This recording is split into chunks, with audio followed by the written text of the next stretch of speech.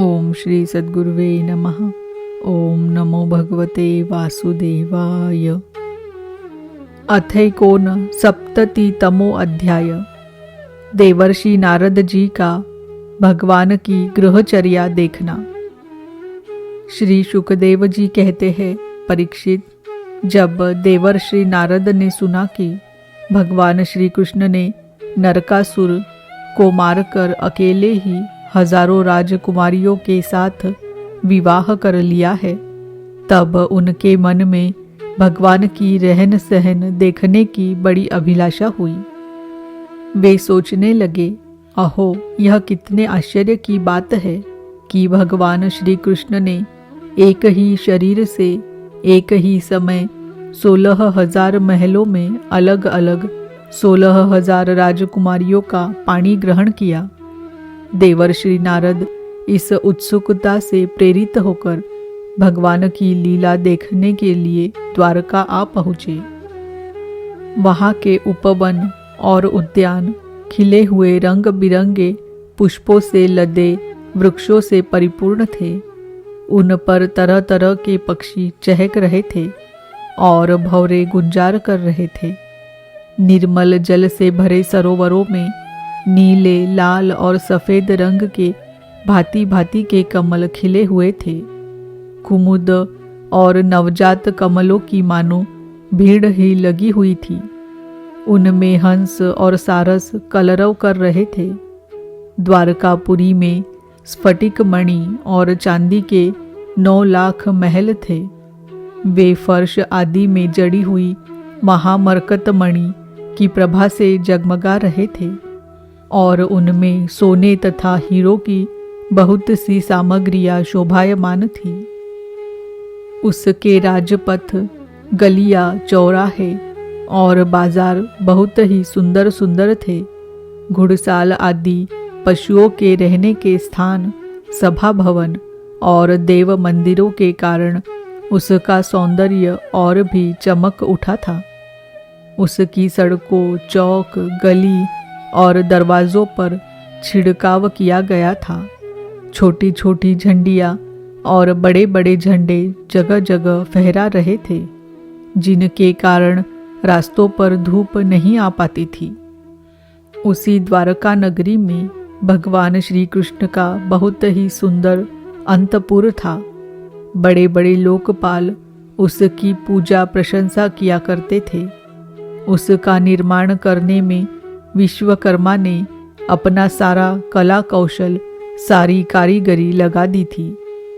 उस अंतपुर रनिवास में भगवान की रानियों के 16,000 से अधिक महल शोभायमान थे। उनमें से एक बड़े भवन में देवर्षि नारद जी ने प्रवेश किया। उस महल में मूंगों के खंबे, वैदुर्य के उत्तम उत्तम छज्जे और इंद्रनील मणि की दीवारें जगमगा रही थी और वहाँ की गच्चे भी ऐसी इंद्र नील मणियों से बनी हुई थी, जिनकी चमक किसी प्रकार कम नहीं होती।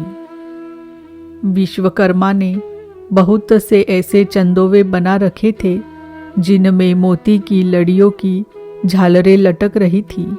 हाथी दांत के बने हुए आसन और पलंग थे, जिनमें श्रेष्ठ श्रेष्ठ मणि जड़ी हुई थी। बहुत सी दासियां गले में सोने का हार पहने और सुंदर वस्त्रों से सुसज्जित होकर तथा बहुत से सेवक भी जामा, पगड़ी और सुंदर सुंदर वस्त्र पहने तथा जड़ाऊ कुंडल धारण किए अपने अपने काम में व्यस्त थे और महल की शोभा बढ़ा रहे थे। अनेकों रत्न प्रदीप अपनी जगमगाहट से उसका अंधकार दूर कर रहे थे। अगर की धूप देने के कारण झरोखों से धुआं निकल रहा था।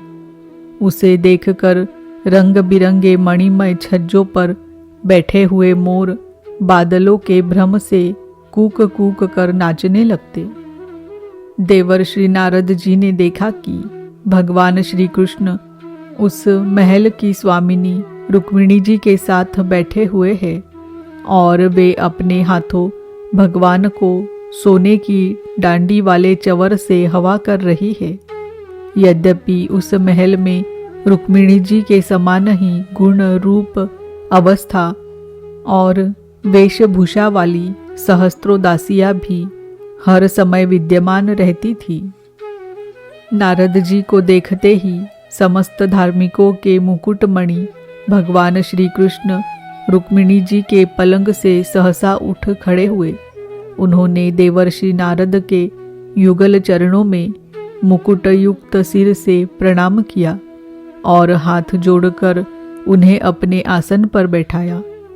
परीक्षित, इसमें संदेह नहीं कि भगवान श्री कृष्ण चराचर जगत के परम गुरु है और उनके चरणों का धोवन गंगा जल सारे जगत को पवित्र करने वाला है। फिर भी वे परम भक्त वत्सल और संतों के परम आदर्श उनके स्वामी हैं। उनका एक असाधारण नाम ब्राह्मण्य देव भी है। वे ब्राह्मणों को ही अपना आराध्य देव मानते हैं। उनका यह नाम उनके गुण के अनुरूप एवं उचित ही है। तभी तो भगवान श्री कृष्ण ने स्वयं ही नारद जी के पाँव पखारे और उनका चरणामृत अपने सिर पर धारण किया। नर शिरोमणि, नर के सखा, सर्वदर्शी पुराण पुरुष भगवान नारायण ने शास्त्रोक्त विधि से देवर्षि शिरोमणि भगवान नारद की पूजा की। इसके बाद अमृत से भी मीठे किंतु भोड़े शब्दों में उनका स्वागत सत्कार किया और फिर कहा, प्रभो, आप तो स्वयं समग्र ज्ञान, वैराग्य, धर्म, यश, श्री और ऐश्वर्य से पूर्ण हैं। आपकी हम क्या सेवा करें? देवर्षि नारद ने कहा, भगवन, आप समस्त लोकों के एकमात्र स्वामी हैं। आपके लिए यह कोई नई बात नहीं है कि आप अपने भक्त जनों से प्रेम करते हैं और दुष्टों को दंड देते हैं। परम यशस्वी प्रभो, आपने जगत की स्थिति और रक्षा के द्वारा समस्त जीवों का कल्याण करने के लिए स्वेच्छा से अवतार ग्रहण किया है। भगवन, यह बात हम भली भांति जानते हैं। यह बड़े सौभाग्य की बात है कि आज मुझे आपके चरण कमलों के दर्शन हुए हैं। आपके ये चरण कमल संपूर्ण जनता को परम साम्य मोक्ष देने में समर्थ है। जिनके ज्ञान की कोई सीमा ही नहीं है, वे ब्रह्मा, शंकर आदि सदा सर्वदा अपने हृदय में उनका चिंतन करते रहते हैं।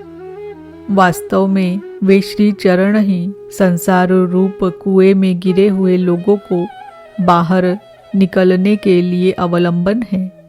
आप ऐसी कृपा कीजिए कि आपके उन चरण कमलों की स्मृति सर्वदा बनी रहे और मैं चाहे जहाँ जैसे रहूं, उनके ध्यान में तन्मय रहूं।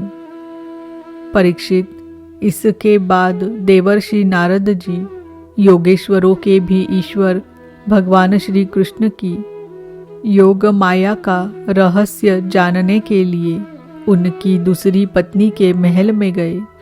वहां उन्होंने देखा कि भगवान श्री कृष्ण अपनी प्राण प्रिया और उद्धव जी के साथ चौसर खेल रहे हैं।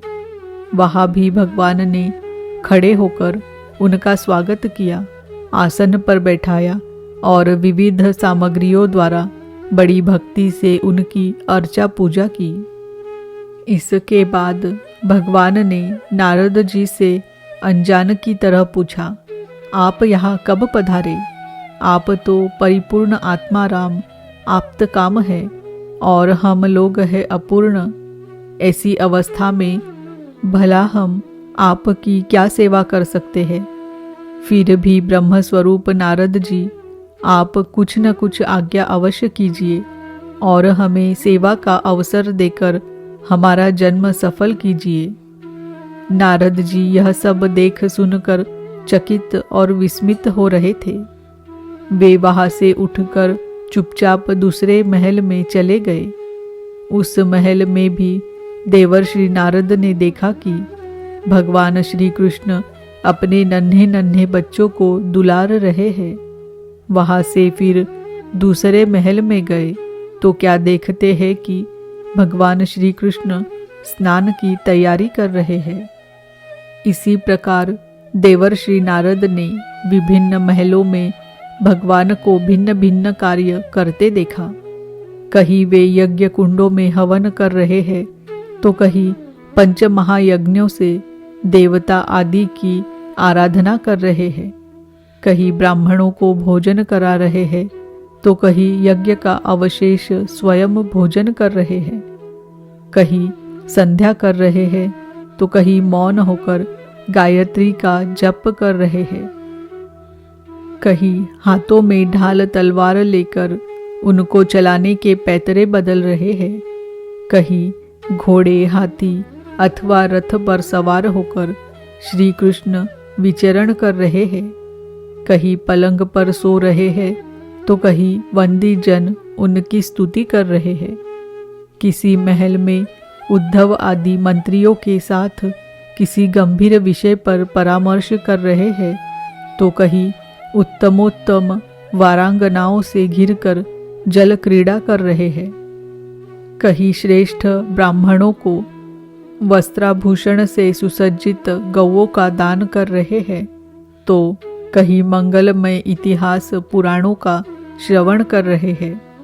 कहीं किसी पत्नी के महल में अपनी प्राण प्रिया के साथ हास्य विनोद की बातें करके हंस रहे हैं तो कहीं धर्म का सेवन कर रहे हैं। कहीं अर्थ का सेवन कर रहे हैं, धन संग्रह और धन वृद्धि के कार्य में लगे हुए हैं तो कहीं धर्मानुकूल गृहस्थोचित विषयों का उपभोग कर रहे हैं। कहीं एकांत में बैठकर प्रकृति से अतीत पुराण पुरुष का ध्यान कर रहे हैं तो कहीं गुरुजनों को इच्छित भोग सामग्री समर्पित करके उनकी सेवा शुश्रूषा कर रहे हैं। देवर्षि नारद ने देखा कि भगवान श्री कृष्ण किसी के साथ युद्ध की बात कर रहे हैं तो किसी के साथ संधि की। कहीं भगवान बलराम जी के साथ बैठकर सत्पुरुषों के कल्याण के बारे में विचार कर रहे हैं। कहीं उचित समय पर पुत्र और कन्याओं का उनके सदृश पत्नी और वरों के साथ बड़ी धूमधाम से विधिवत विवाह कर रहे हैं। कहीं घर से कन्याओं को विदा कर रहे हैं तो कहीं बुलाने की तैयारी में लगे हुए हैं। योगेश्वरेश्वर भगवान श्री कृष्ण के इन विराट उत्सवों को देखकर सभी लोग विस्मित चकित हो जाते थे। कहीं बड़े बड़े यज्ञों के द्वारा समस्त देवताओं का यजन पूजन और कहीं कुएं, बगीचे तथा मठ आदि बनवाकर इष्टापूर्त धर्म का आचरण कर रहे हैं। कहीं श्रेष्ठ यादवों से घिरे हुए सिंधु देशीय घोड़े पर चढ़कर मृगया कर रहे हैं। इस प्रकार यज्ञ के लिए मेध्य पशुओं का संग्रह कर रहे हैं और कहीं प्रजा में तथा अंतपुर के महलों में वेश बदलकर छिपे रूप से सबका अभिप्राय जानने के लिए विचरण कर रहे हैं। क्यों न हो भगवान योगेश्वर जो है। परीक्षित, इस प्रकार मनुष्य की सी लीला करते हुए ऋषिकेश भगवान श्री कृष्ण की योग माया का वैभव देखकर देवर्षि नारद जी ने मुस्कुराते हुए उनसे कहा, योगेश्वर आत्मदेव, आपकी योग माया ब्रह्मा जी आदि बड़े बड़े मायावियों के लिए भी अगम्य है, परंतु हम आपकी योग माया का रहस्य जानते हैं, क्योंकि आपके चरण कमलों की सेवा करने से वह स्वयं ही हमारे सामने प्रकट हो गई है। देवताओं के भी आराध्य देव भगवान 14 भुवन आपके सुयश से परिपूर्ण हो रहे हैं। अब मुझे आज्ञा दीजिए कि मैं आपकी त्रिभुवन पावनी लीला का गान करता हुआ उन लोकों में विचरण करूं। भगवान श्री कृष्ण ने कहा, देवर्षि नारद जी, मैं ही धर्म का उपदेशक, पालन करने वाला और उसका अनुष्ठान करने वाला अनुमोदन करता भी हूँ। इसीलिए संसार को धर्म की शिक्षा देने के उद्देश्य से ही मैं इस प्रकार धर्म का आचरण करता हूँ। मेरे प्यारे पुत्र, तुम मेरी यह योग माया देख कर मोहित मत होना। श्री शुकदेव जी कहते हैं, इस प्रकार भगवान श्री कृष्ण गृहस्थों को पवित्र करने वाले श्रेष्ठ धर्मों का आचरण कर रहे थे। यद्यपि वे एक ही है, फिर भी देवर्षि नारद जी ने उनको उनकी प्रत्येक पत्नी के महल में अलग अलग देखा। भगवान श्री कृष्ण की शक्ति अनंत है। उनकी योग माया का परम ऐश्वर्य बार बार देखकर देवर्षि नारद के विस्मय और कौतूहल की सीमा न रही। द्वारका में भगवान श्री कृष्ण गृहस्थ की भांति ऐसा आचरण करते थे, मानो धर्म, अर्थ और काम रूप पुरुषार्थों में उनकी बड़ी श्रद्धा हो। उन्होंने देवर्षि नारद का बहुत सम्मान किया। वे अत्यंत प्रसन्न होकर भगवान का स्मरण करते हुए वहां से चले गए। राजन, भगवान नारायण सारे जगत के कल्याण के लिए अपनी अचिंत्य महाशक्ति योग माया को स्वीकार करते हैं और इस प्रकार मनुष्यों की सी लीला करते हैं। द्वारकापुरी में 16,000 से भी अधिक पत्नियां अपनी सलज्ज एवं प्रेम भरी चितवन तथा मंद मंद मुस्कान से उनकी सेवा करती थी और वे उनके साथ विहार करते थे। भगवान श्री कृष्ण ने जो लीलाएं की है, उन्हें दूसरा कोई नहीं कर सकता। परीक्षित, वे विश्व की उत्पत्ति, स्थिति और प्रलय के परम कारण हैं। जो उनकी लीलाओं का गान श्रवण और गान श्रवण करने वालों का अनुमोदन करता है, उसे मोक्ष के मार्ग स्वरूप भगवान श्री कृष्ण के चरणों में परम प्रेममयी भक्ति प्राप्त हो जाती है। इति श्रीमद्भागवते महापुराणे पारमहंस्याम संहितायां दशमस्कन्धे उत्तरार्धे कृष्णगार्हस्थ दर्शनं नामेकोनसप्ततितमो अध्याय। ओम नमो भगवते वासुदेवाय। ओम नमो भगवते वासुदेवाय। ओम नमो भगवते वासुदेवाय।